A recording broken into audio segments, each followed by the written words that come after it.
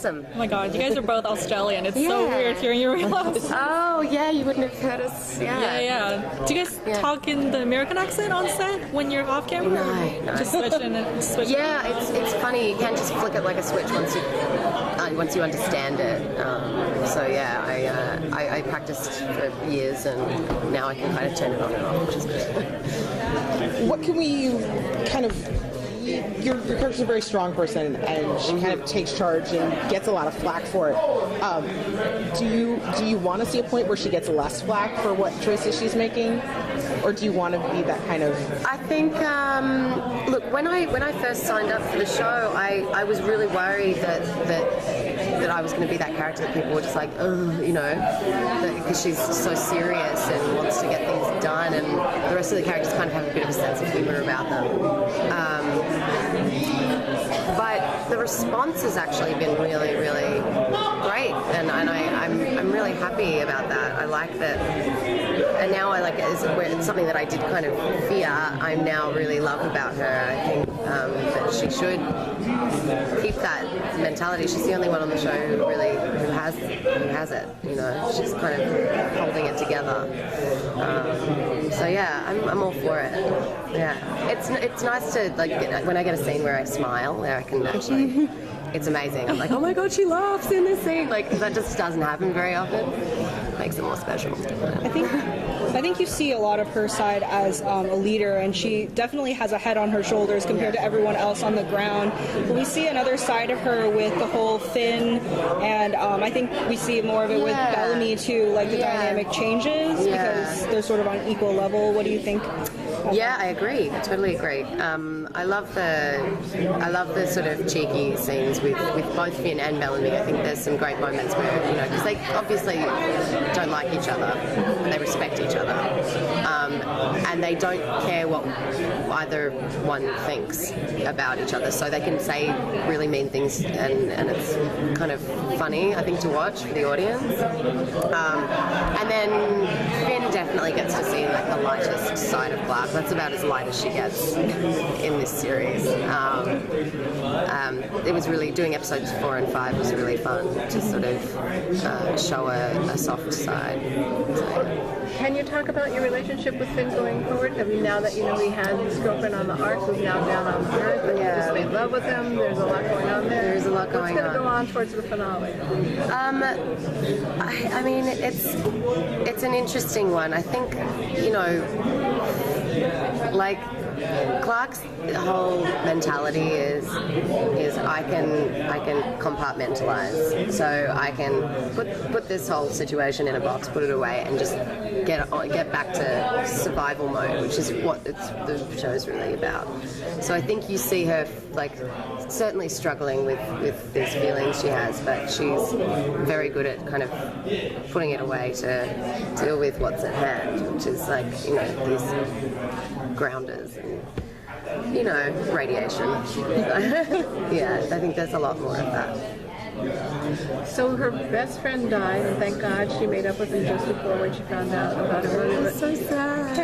Can you talk about how her feelings about her mother now? And I don't know when her mother's going to get down to earth, but it's a complicated relationship with her mother.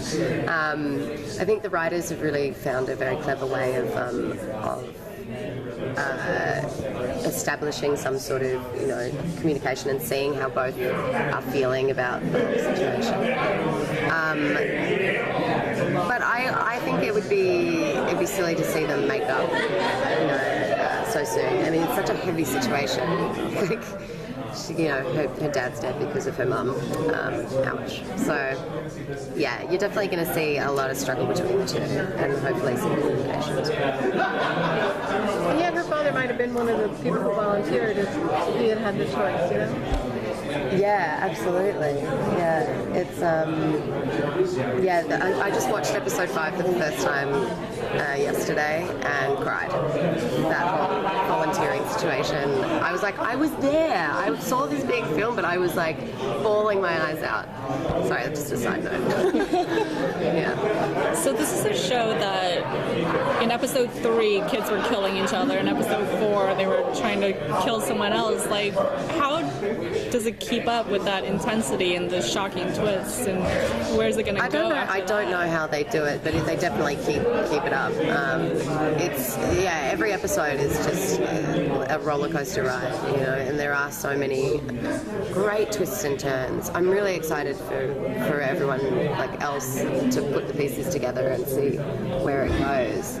I guess that's a question for the amazing brains that are the writers. Because, I don't know how they do it, but I love getting the scripts every week and and that's so cool, being able to work on a show where I literally care about the characters and want to know what happens next.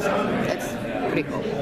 So, you mentioned that Clark compartmentalizes a lot of things, and I think as the show goes on, more intense things seem to be happening that she might start breaking down. Will we see her sort of not be able to compartmentalize things anymore? Yeah, I think it gets messy, definitely, which is great. It was so much fun to play, to see her just... I mean, they were very clever in the way that they did this, because we start the series all clean and pretty and, pale, and then it just we get dirty and sweaty, and it just gets and bloody, and the whole thing. You see the characters sort of emotionally break down, but it's linked within the whole look being broken down throughout the episodes. I think they were very clever in doing that, and it definitely helped me as an actor. So what can you tease about the finale? There's just a few episodes left. The finale's epic. I haven't seen it yet, but I'm really excited to see it. What I like about it is it's 2 parts. It's the 2 episodes together, they're like a feature film of their own, which is so cool. Just expect some oh god, I don't even know what to say. The biggest twist yet is coming, for sure. So stay tuned. Is there a big cliffhanger? I mean, yeah, there is. It's crazy. I want to tell you about it. It's insane. I'm really excited to see how it turns out. Yeah. So, one of the things that in the first episode we dealt with was they were trying to get to food. So what's happening, with the survival situation, with all the things they need? Because once the stuff from the ship is gone. Yeah, it's kind of, there's a very cool episode coming up. I think it's episode, I'm going to say 8, where there's something, I don't know how to tease. Something happens with the whole food situation. They come across something that could be fatal. So it's pretty cool. But yeah, there's a lot of hunting and sort of berry picking and that whole situation. It's interesting. I would die. I'd be starving. I would starve to death. So we've seen what radiation has done to the Earth in all of nature with the animals and things like that. Are we going to start seeing what happens with the people the 100 that have landed with radiation and things like that? Are you going to see that affecting them? Yeah. I think it affects them in very different ways. I think it's we've seen the toxic fog, and we've seen the deer and the giant sea snake, and there's a lot more things like that throughout the series. But there is definitely, I think episode 10, which is one of my favourites, I can't wait for people to see it, their conditions definitely affect them. That's all I can say. So far it's pretty much been about just trying to survive. Is it going to move beyond that at any point, to a bigger picture, how do we build a society? Like how do we rebuild a society now that we know we're safe, basically? Or are they still pretty much busy trying to survive during the first season? I think that like they don't really get a second to kind of to go, okay, this is what we're all going to have jobs now. We're going to do, you know, because there's just so much crazy shit going on. And I think it would be lovely to see them like actually kind of to see some sort of pecking order and society and, you know, jobs and maybe even like a warm place to sleep. Right? I guess you do see the campground go up quite a lot though. You see like the wall go up and like little tents being made out of parachutes and that sort of thing at the very beginning, but then it just kind of falls to... There's a lot going on. Yeah. Cool. Thank you. Thank you. No, I was going to ask you what's the biggest difference to you from working at home and working here?